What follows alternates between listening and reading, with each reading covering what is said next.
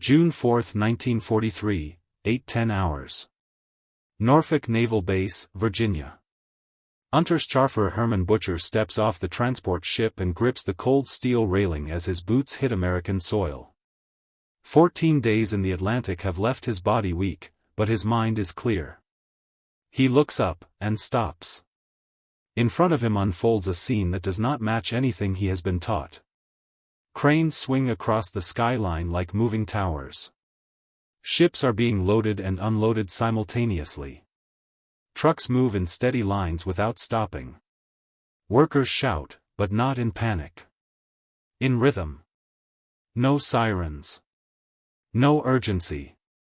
No fear. A woman in grease-stained overalls operates a crane above a warship. Below her, a black dockworker and a white supervisor carry equipment together, speaking casually as if nothing is unusual. Civilians walk near the base entrance. Vendors sell coffee and newspapers within sight of naval guns. Somewhere in the distance, music plays. Butcher narrows his eyes. This is not a war zone. This is normal. He turns slightly and mutters under his breath. The Americans are insane. He expects chaos. He expects weakness. Instead, he sees something far more dangerous, something he cannot yet define. Within months, this moment will return to him again and again. Not because of what he saw, but because of what it meant. Because in less than a year, everything he believes about strength, order, and war will collapse. Not from bullets. Not from defeat. But from the quiet, unstoppable force of a system that does not look like war, yet wins it. At that moment, Butcher and thousands of German prisoners shared absolute certainty. America was not built for war. They believed it was soft. Disorganized. Divided by race, politics, and class. A country weakened by comfort and incapable of sustaining total conflict. And this belief was not random. It was constructed. For years, German propaganda had shown America as chaotic, workers striking, politicians arguing, jazz playing, cultures mixing. Compared to the rigid discipline of the Reich, it looked unstable. To the German military mind, instability meant failure. War required control. In Germany, industry followed strict direction. Civilians were subordinated to military needs. Information was controlled. Behavior was regulated. Everything served victory. But here, in America, nothing seemed controlled. Civilians moved freely near military zones. Workers operated without visible supervision. Music played during wartime operations. To German eyes, this was not strength. It was weakness disguised as freedom. The conclusion seemed obvious. When real pressure came, America would break. They were not prepared for the opposite. On paper, what Butcher saw should not have functioned. It contradicted every principle of German military organization. Yet the scale was undeniable. Norfolk Naval Base stretched across more than 4,300 acres. Its docks extended beyond visible range. In a single morning, it handled cargo volumes exceeding what Hamburg processed in an entire week. The system operated through multiple layers.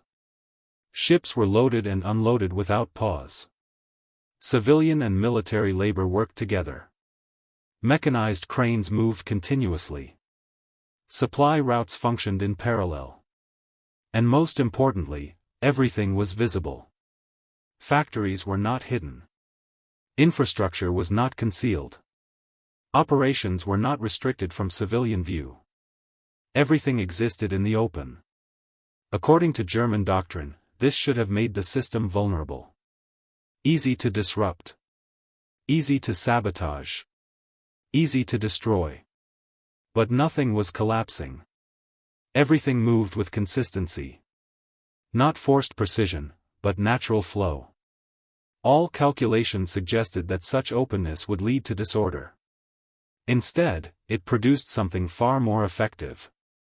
A system so large, that it did not need to hide. Then came the first inconsistencies. Small at first. Easy to dismiss. German prisoners were processed calmly. No shouting. No intimidation. No visible hatred. American officers addressed them in fluent German, not to interrogate, but to explain procedures. The Geneva Convention was not ignored. It was followed. Prisoners were asked about medical conditions, religious requirements, and dietary needs. Some prisoners laughed, assuming it was a performance. It wasn't. Jewish American personnel distributed Red Cross packages to Wehrmacht soldiers. Kosher meals were offered as a standard option. Medical inspections revealed something even more disturbing. German prisoners received penicillin, a drug still rare in German field hospitals. Wounded enemy soldiers were treated the same as Americans. No distinction. No hierarchy. For men raised in a system where enemies were expendable, this was not just unexpected. It was incomprehensible. At first, they dismissed it. A temporary measure. A performance. But these details kept repeating. And with each repetition, the certainty they arrived with began, slowly, to crack. The contradictions did not stop. They multiplied. The train moved deeper into the United States, and with every mile, the German prisoners saw more of what should not exist in a country at war. They were not hidden. They were transported in passenger cars, with windows, with space, with visibility. At every station, civilians gathered, not in fear, but in curiosity. At Union Station in Washington, D.C., the train slowed and stopped in full public view. Families stood on the platform. Children waved flags. Women embraced soldiers heading to training camps. Teenagers laughed, sharing drinks at the station cafe. And just meters away, German prisoners. No barriers beyond simple guards. No panic. No hatred. Two worlds existed on the same platform. Men going to war, and men already captured by it. And no one treated it as extraordinary. For the prisoners, this was the first real fracture in logic. War was supposed to consume everything. But here, life continued. As the train moved north and then west, the second fracture appeared. Industry. Not hidden factories. Not camouflaged production. But open, visible, undeniable scale. In Baltimore, they passed the Glenn L. Martin aircraft plant. From the train windows, prisoners could clearly see rows of bombers, B-26 aircraft, lined up in the open, waiting for deployment. No concealment. No attempt to hide capacity. They could count them. To a German officer, this was unthinkable. Factories in Germany were dispersed, hidden, protected. Here, production stood in the open, as if daring the enemy to look. Further inland, the night revealed something even more disturbing. The horizon glowed. Steel mills burned through the darkness. Blast furnaces operated without pause. Coal mines ran continuous shifts. Entire regions were illuminated, not blacked out. Electric lights filled every window of worker housing stretching for miles. Radio antennas rose from rooftops. The country was not conserving energy. It was overflowing with it. Then came the third fracture. The workers. At a stop in Pennsylvania, German officers observed a shift change. Men walked out of factories carrying lunchboxes. Clean clothes. Leather shoes. Wristwatches. They were not exhausted. They were not starving. They were not controlled. They moved freely. One moment stayed with several prisoners. A worker sat down, took an apple from his lunch, bit into it, and then casually threw half of it away. Without hesitation, he reached into his bag and took another. No rationing. No hesitation. No value assigned to scarcity. For German soldiers who had seen supply shortages even at the front, this single act carried more meaning than any intelligence report. Food was disposable. With every observation, the pattern became clearer. No visible shortages. No breakdown in supply. No tightening of civilian life. Instead, consistency. The system did not surge under pressure. It did not strain. It simply continued. Day after day. When they finally reached Texas, the contradiction reached its next stage. Camp Hearn. The prisoners expected barbed wire, control, deprivation. What they found instead forced a different question. Not, how is this possible? But, what kind of country fights a war like this? Camp Hearn, Texas, summer, 1943. The trucks stop. The gates open. German prisoners step inside, expecting the familiar structure of captivity, control, restriction, discipline. Instead, they hesitate. Wooden barracks stand in rows, not crude shelters, but fully built structures. Windows. Electric lighting. Doors that close properly. Inside, beds. Not straw. Not boards. Real beds. Mattresses. Sheets. Blankets. Some prisoners run their hands across the fabric, as if checking whether it is real. Then they see the rest. Indoor plumbing. Flush toilets. Hot water. For many of them, this exceeds what they had known even before the war. Recreation halls stand nearby. Inside, tables, instruments, books.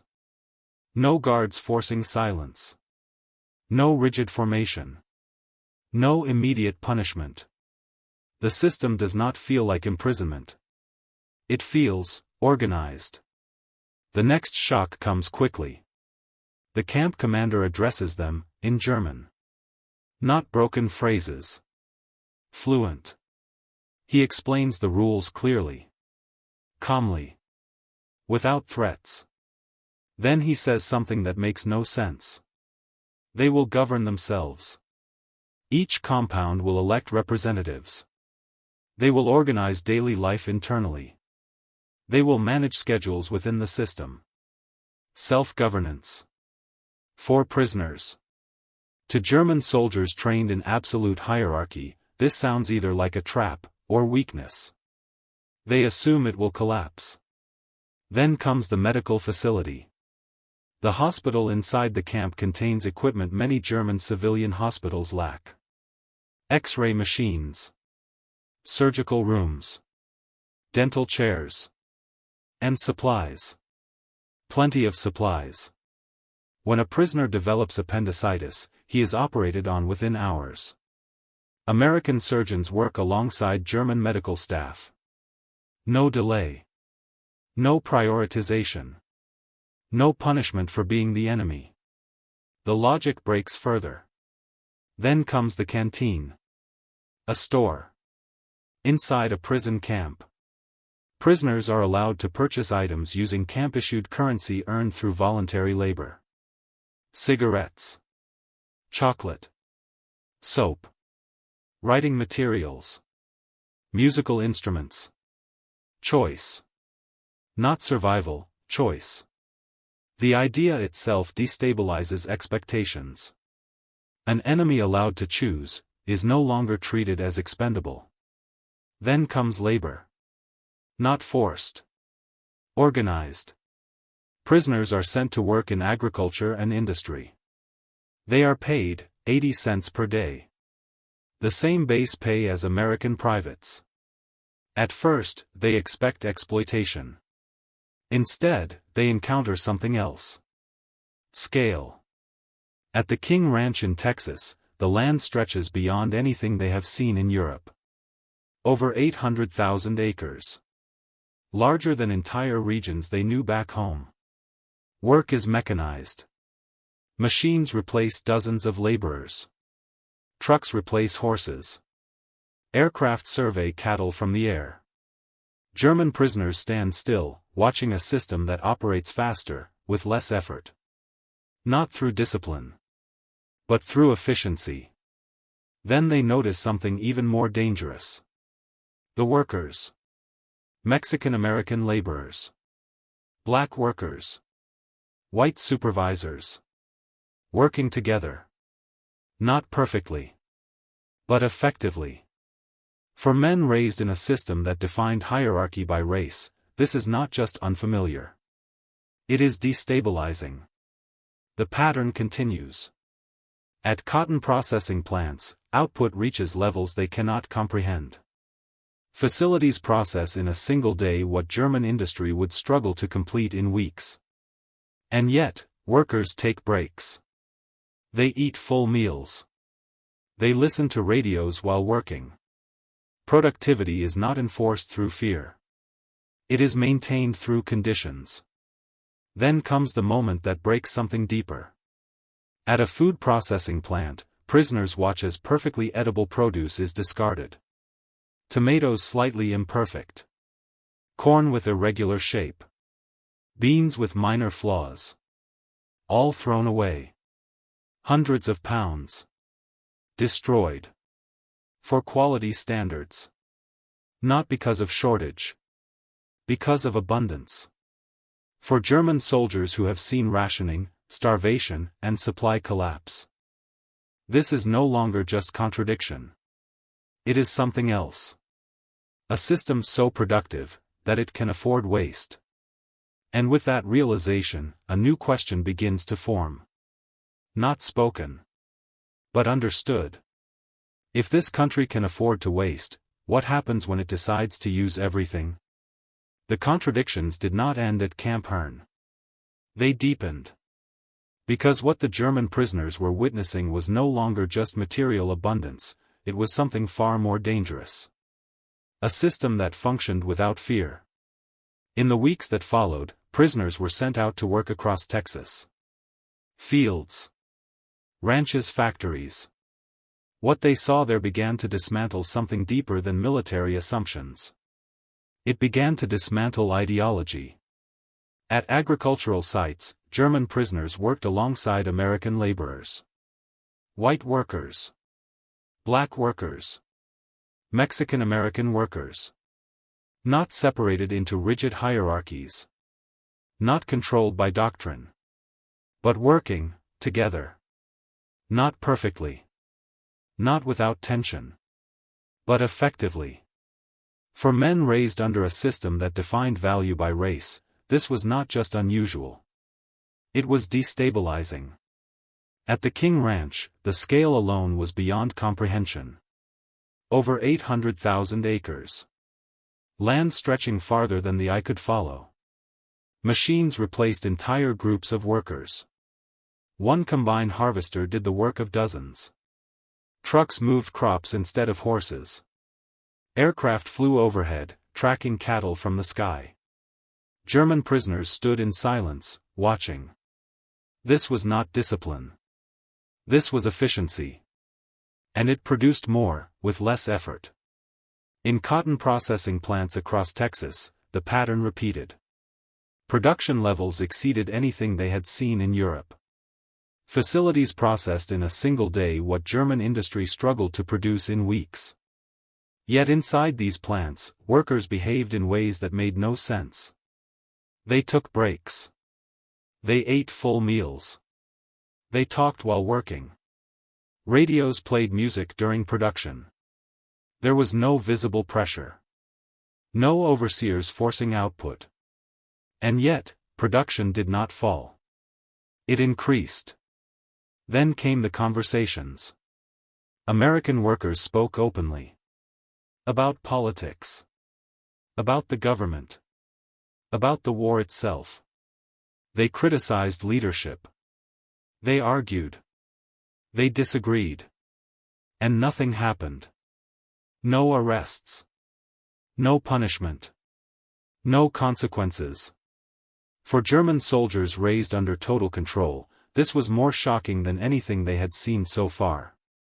A system where authority could be questioned, and still function. Then came the towns.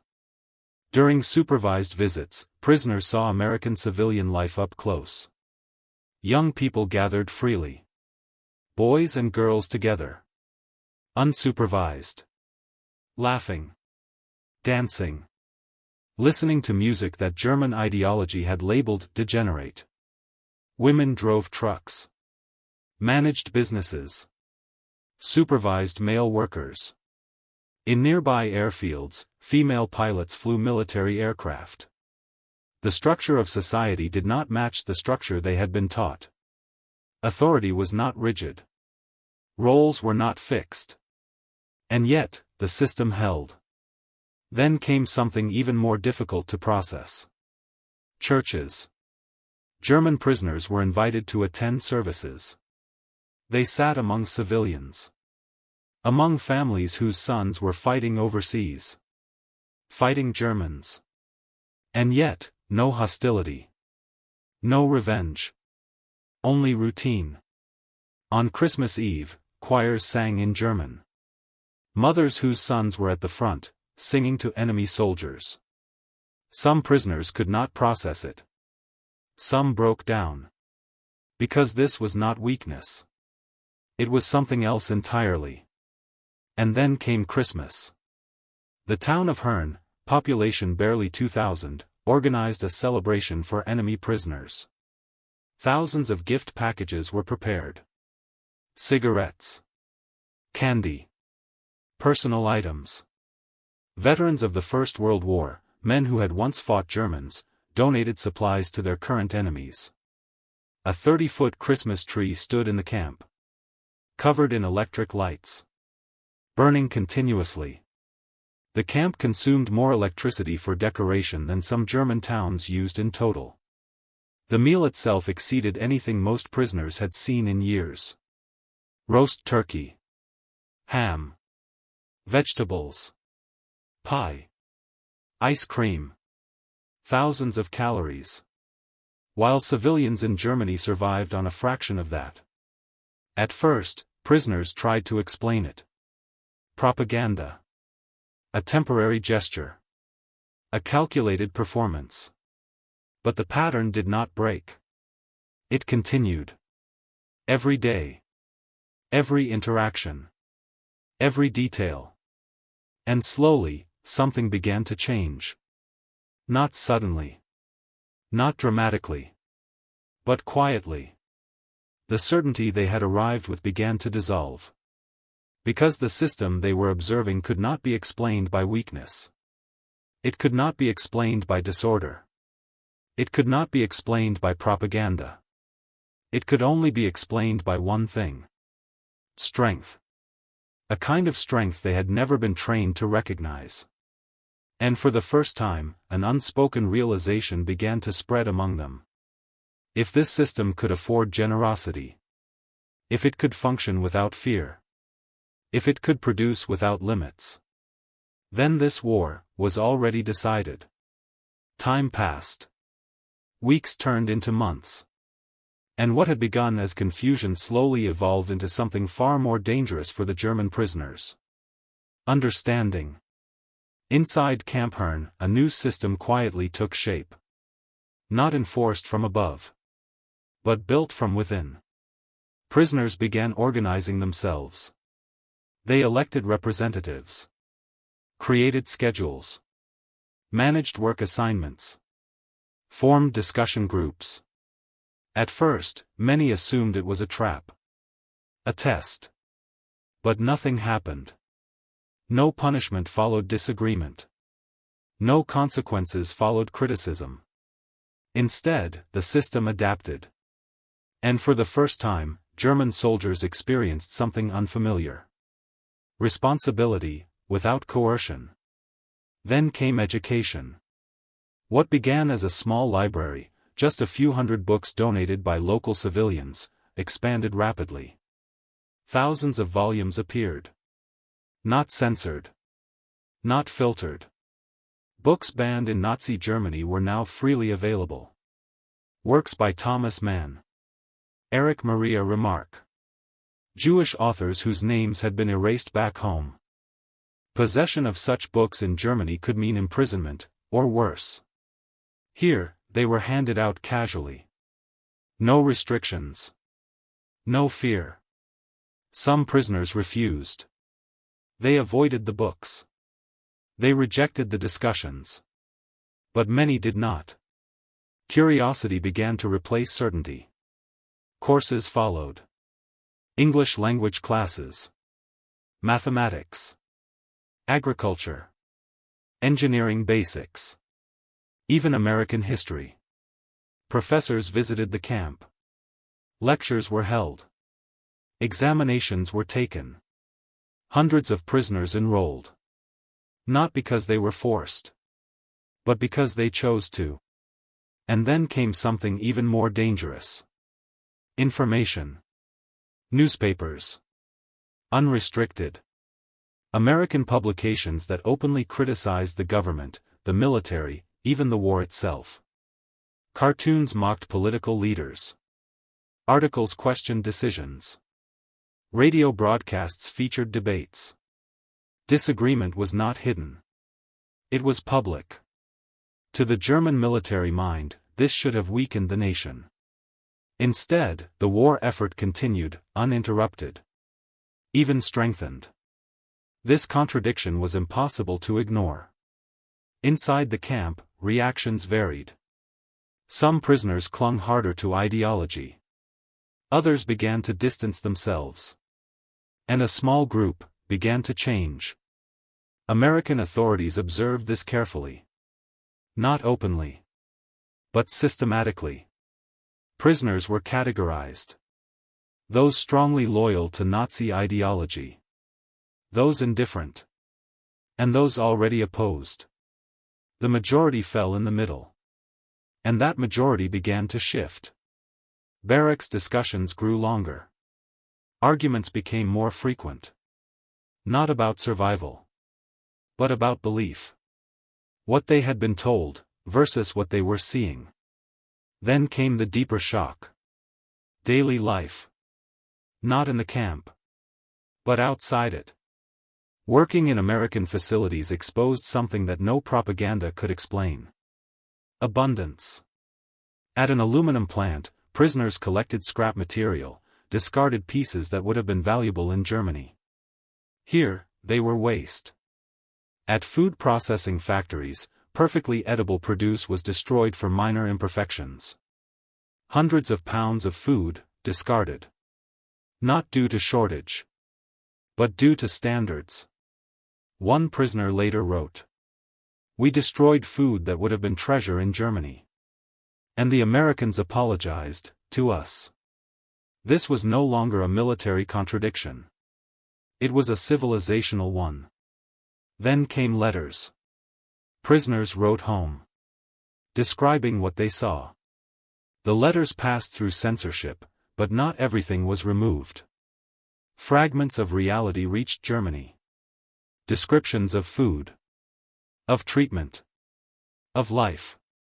And slowly, even beyond the camps, doubt began to spread. Inside Camp Herne, the transformation continued. Not forced. Not announced. But measurable. After months of exposure, a majority of previously neutral prisoners began shifting away from rigid ideological beliefs. Not through lectures. Not through pressure. But through observation. Because every day, the same pattern repeated. Freedom, without collapse. Abundance, without exhaustion. Authority, without fear. And eventually, a realization formed. Quiet. Unspoken. But shared. This was not weakness. This was power. And it was a kind of power Germany did not possess. By early 1944, the change was no longer subtle. It could be measured. Observed. Tracked. Inside Camp Herne, the atmosphere had shifted. Not entirely. Not uniformly. But undeniably. The prisoners who had once marched with rigid certainty now argued among themselves. Not about orders. But about ideas. Barracks became divided. On one side, those who still believed. On the other, those who had begun to question. And in between, a growing majority who were no longer sure of anything. The most committed Nazis attempted to maintain control. They enforced discipline inside the compounds. They threatened others. They tried to preserve hierarchy. But something had changed. Their authority was no longer absolute. Because for the first time, it was not backed by the system they depended on. American officers did not intervene directly. They observed. And they adjusted. Prisoners who showed openness were given small responsibilities. Leadership roles. Access to education. Positions that allowed influence. Not through force. But through trust. And that influence spread. Quietly. Steadily. The camp newspaper became a reflection of that shift. Early editions repeated familiar ideas. Language shaped by ideology. Certainty.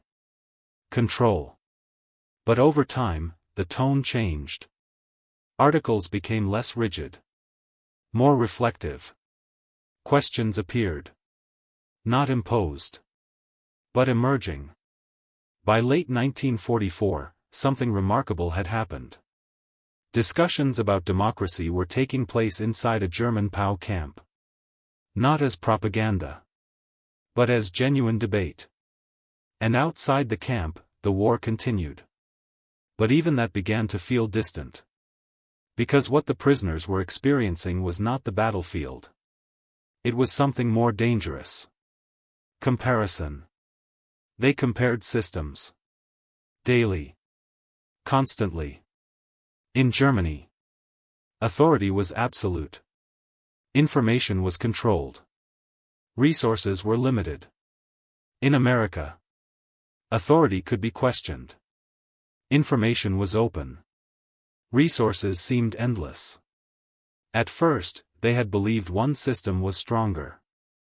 Now, that certainty was gone. The turning point did not come from a speech. Or a lecture. Or an order. It came from accumulation. Thousands of small moments.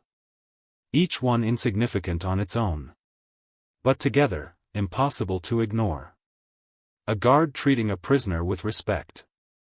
A worker sharing food. A civilian speaking freely. A system functioning without visible control.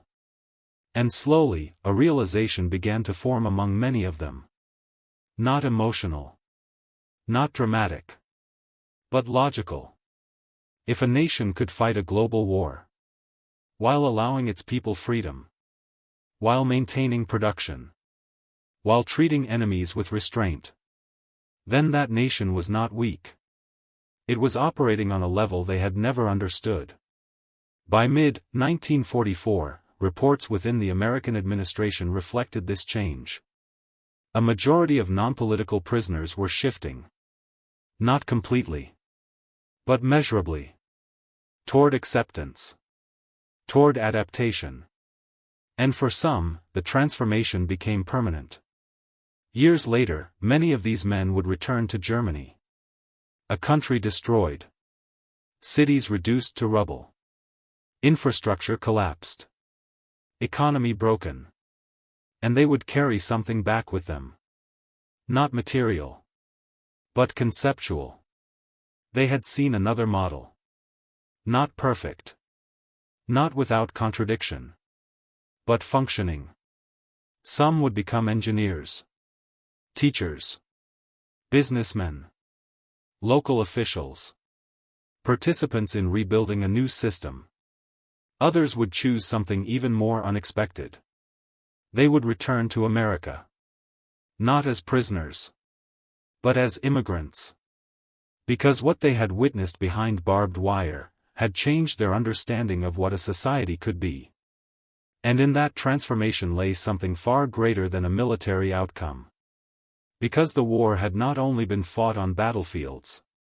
It had been fought in perception. In belief. In understanding. And in those camps, without bombs or guns. One system had defeated another. By the end of 1945, the numbers told a story no propaganda could erase. More than 425,000 German prisoners had passed through camps across the United States. From Texas to Oklahoma, from Kansas to Colorado. Different locations. Different conditions. But the same pattern. Escape attempts were rare. Almost non-existent. Out of hundreds of thousands. Only a fraction attempted escape. Even fewer succeeded. And almost none stayed free for long. This was not because escape was impossible. It was because, for many, it no longer made sense. Work participation reached levels no one expected. Nearly 9 out of 10 prisoners volunteered for labor assignments. Agriculture. Industry. Infrastructure. They worked not under threat, but within a system that provided structure, food, and stability. Reports from American authorities showed something even more unexpected. Discipline improved over time. Conflict decreased. Resistance faded. Because the environment itself removed the need for it.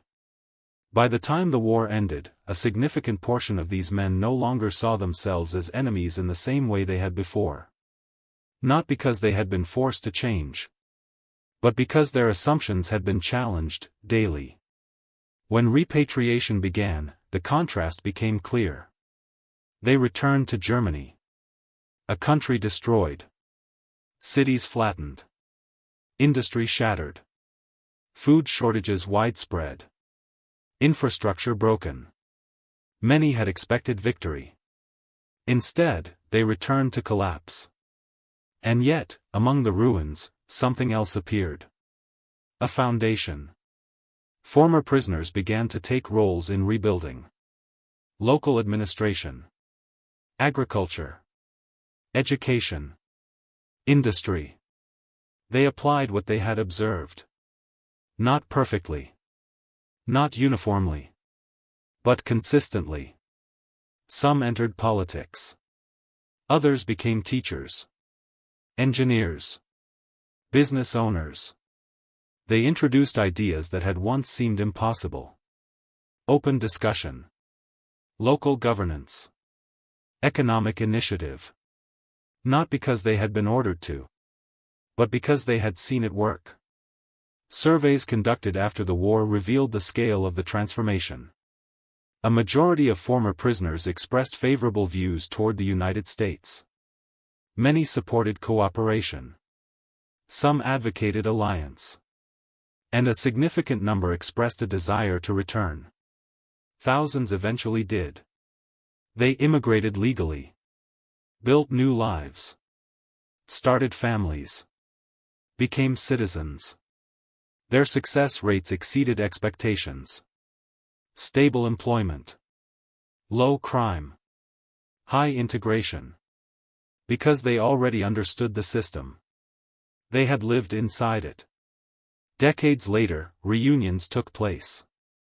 Former prisoners returned to the towns where they had once been held. They met former guards. Former civilians. People who had once been enemies. They shook hands. They embraced. They spoke not as opponents, but as participants in a shared history. One former prisoner, speaking years later, summarized what many had come to understand. They had arrived believing in superiority. They had left understanding something else. That strength is not always visible in discipline. That control is not the same as power. That a system can appear chaotic, and still function better than one built on rigid order.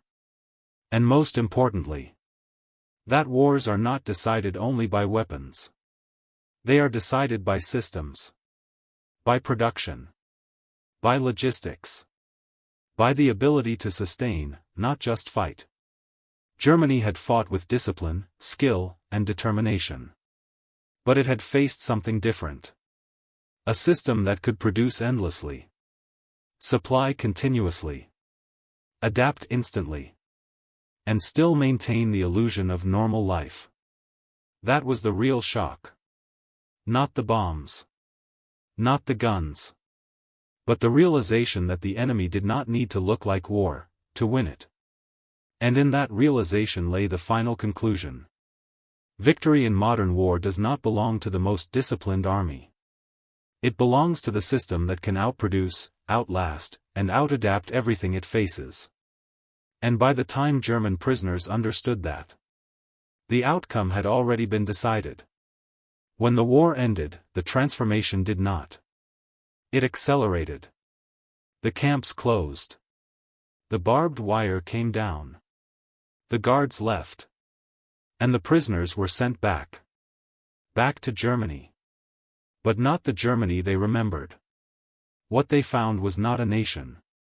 It was collapse. Cities reduced to rubble. Railways twisted and broken. Factories silent. Food scarce. Millions displaced. The structure they had believed in was gone. And into that vacuum returned men who had seen something different. Not theory. Not propaganda. Reality.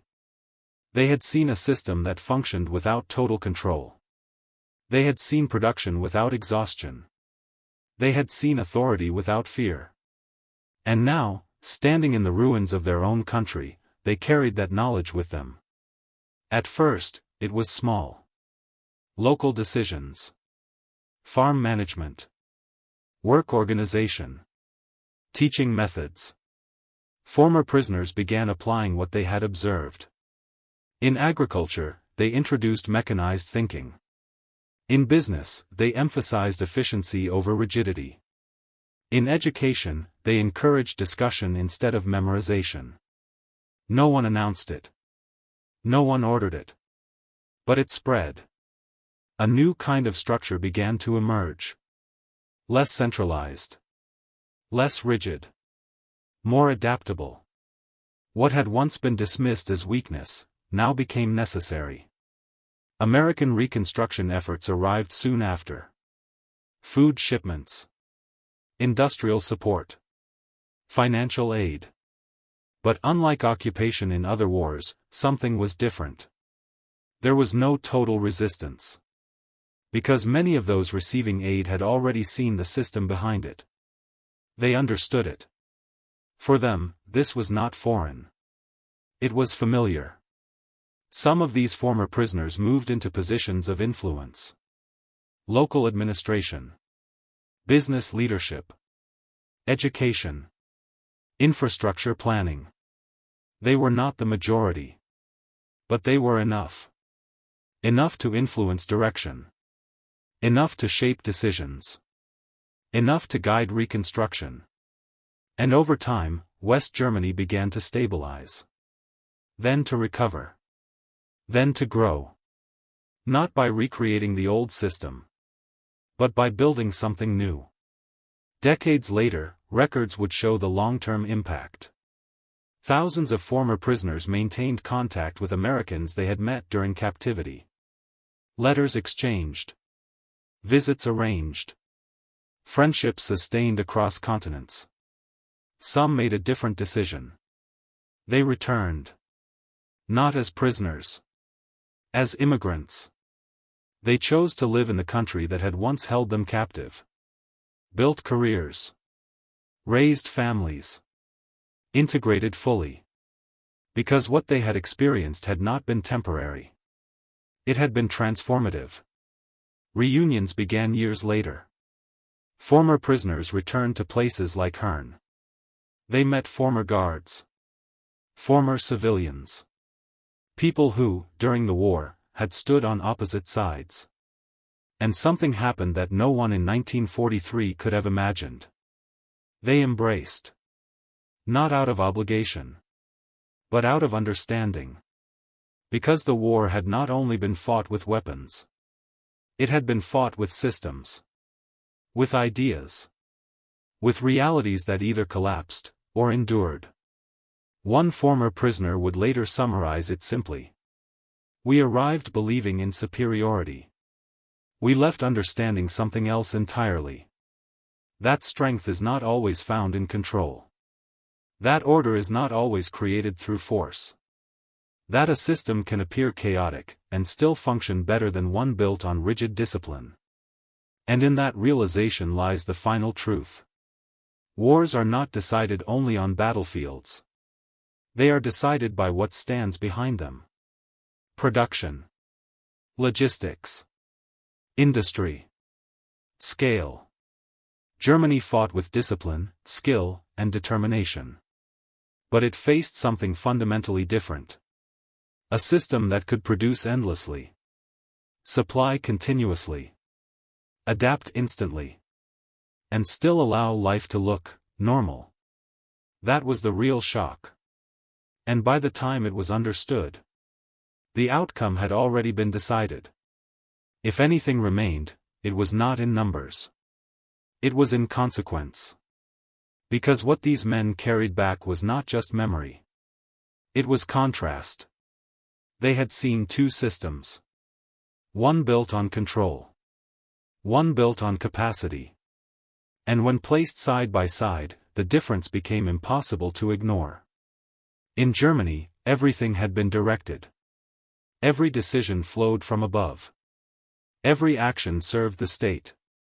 It created order. But it also created limits. In America, the system appeared disordered. Decentralized. Contradictory. But it produced something the German system could not. Scale. Factories did not wait for orders. They expanded. Workers were not forced. They participated. Ideas were not suppressed. They competed.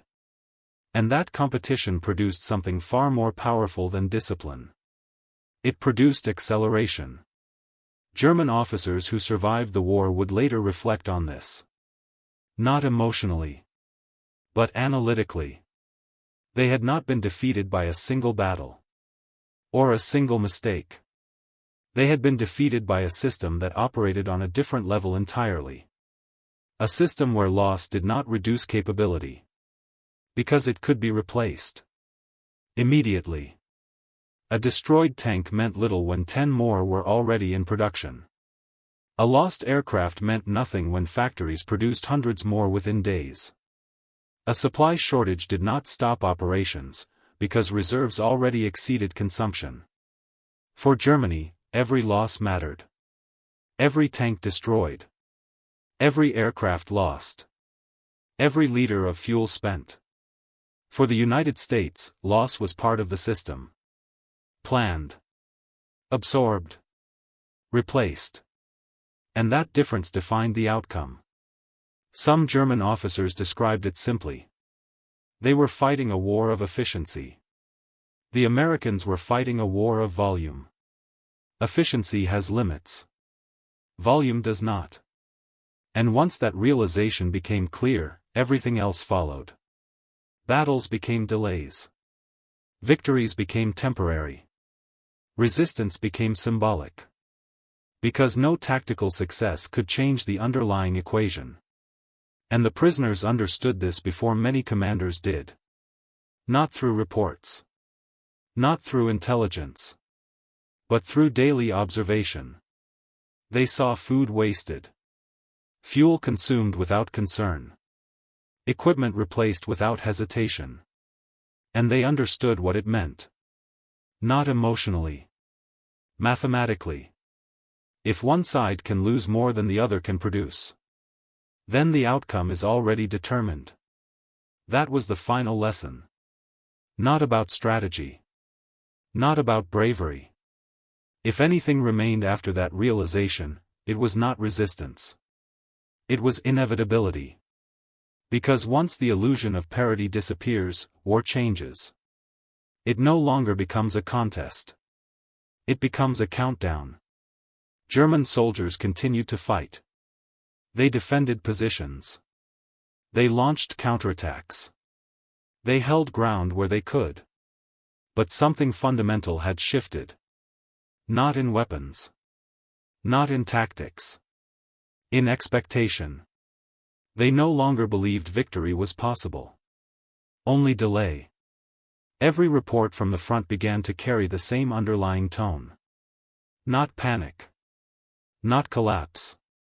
But recognition. They were no longer trying to win. They were trying to slow the outcome. And the reason was simple.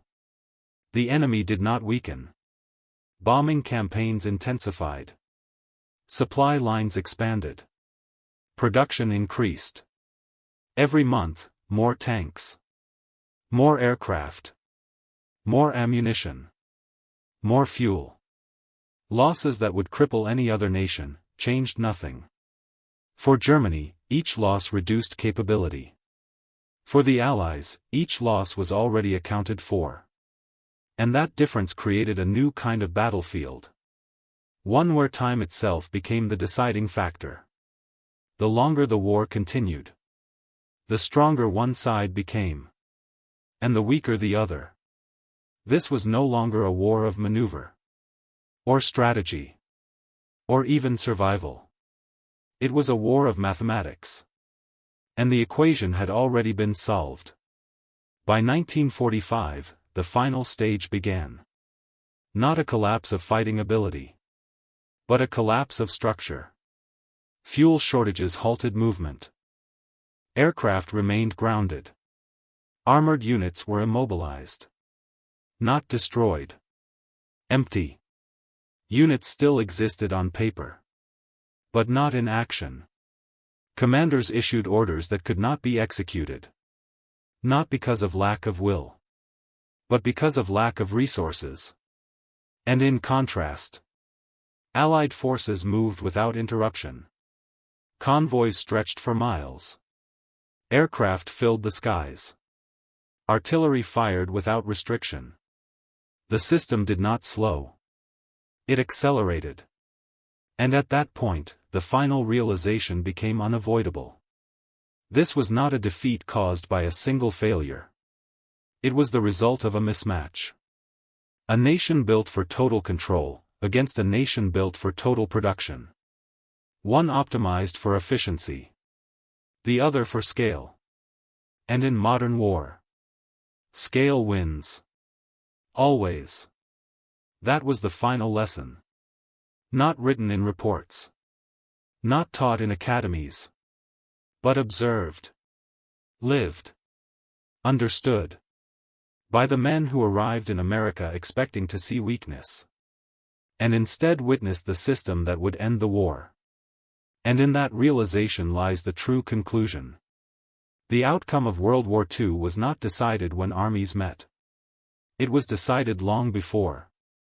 In factories, in supply chains, in infrastructure, and in the ability of one nation to sustain a level of war the other could never match.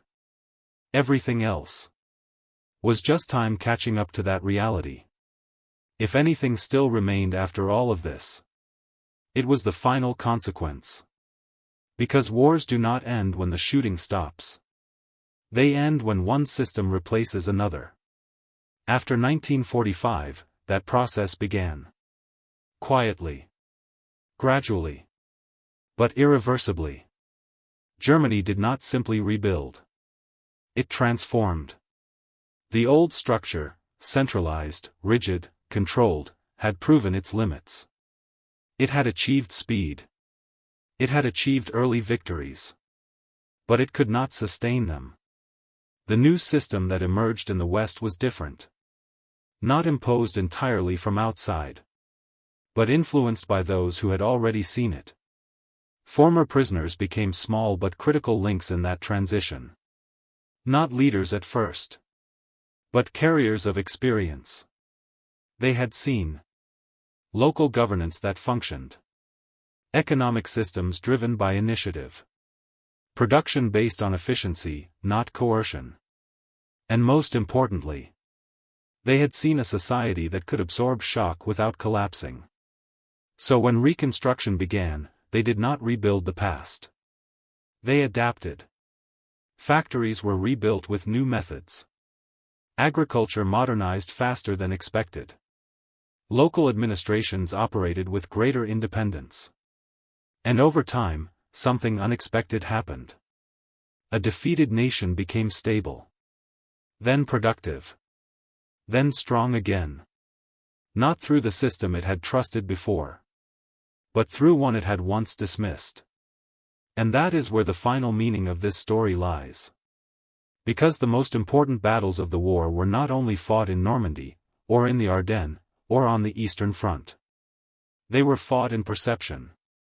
In what soldiers believed about strength. About power. About what makes a nation capable of winning a modern war. German soldiers entered the war believing. Control creates strength. Discipline ensures victory. Order guarantees success.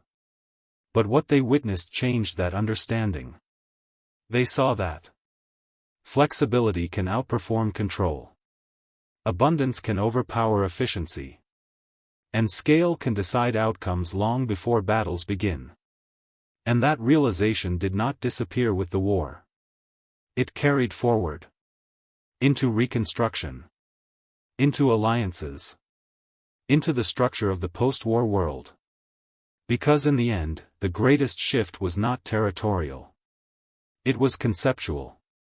The understanding that modern war is not only fought by armies, but by entire systems. Systems that produce. Systems that supply. Systems that adapt faster than they can be destroyed. And once one side possesses that advantage, the result is no longer a question. Only a matter of time. That is the final lesson. Not about who fought harder, but about who could continue when the other no longer could. And that is why, long before the final battles were fought, the outcome had already been decided. And in the end, the war revealed something far greater than victory or defeat. It revealed how the modern world actually works. June 1943. German soldiers arrived in America expecting to see weakness. They expected disorder, division, fragility. What they found instead was something they could not understand. A nation at war. That did not look like war. Factories operating in the open. Civilians living without fear. Workers arguing, laughing, wasting food, while producing more than entire continents. At first, they dismissed it. Then they questioned it. And finally, they understood it. Because what they were witnessing was not chaos. It was scale. A system so large that it did not need to control everything. A system so productive that it could afford inefficiency. A system so confident that it could treat enemies as human beings, and still win. Germany had built a machine of discipline. Precise. Efficient. Controlled. But limited. America had built something else. Not perfect. Not orderly. But limitless. And in modern war, that difference decides everything. Not who fights harder.